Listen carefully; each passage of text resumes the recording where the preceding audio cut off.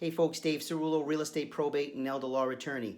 In this video, we're going to be talking about three major concepts that you're going to need to understand when you're talking about your health care inside your estate plan. Now, if you're watching me on YouTube, make sure that you hit the subscribe button in the lower right-hand corner.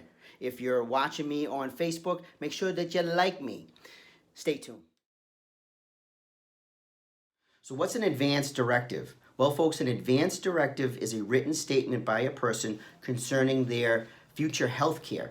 Now, there are two typical terms that fall under the umbrella of an advance directive. The first is living will language. And this language basically says that you don't want to be placed on life support. So you're telling your loved ones in usually your health care proxy, that you don't want to be placed on life support should the prognosis be bleak and you're going to be on life support for the rest of your life. You're telling your family, take me off of the life support.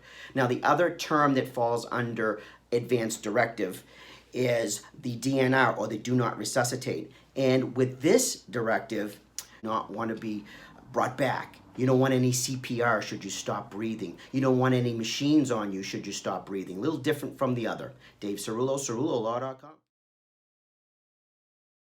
So in a simple estate plan, usually a person will make a healthcare proxy, a power of attorney, and a will.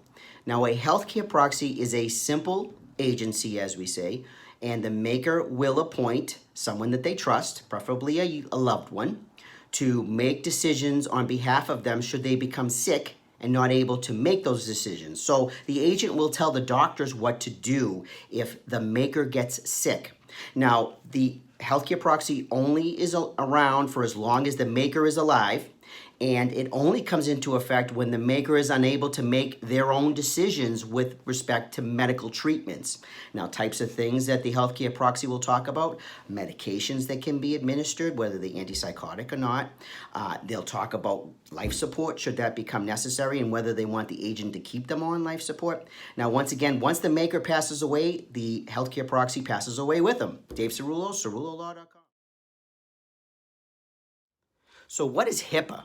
Well, folks, HIPAA stands for Health Insurance Portability and Accountability Act. And this act was created typically to protect those that lose their jobs, to make sure that they continue to have health insurance. Now, there is a privacy standard set forth in this act, and it protects vital information of a patient.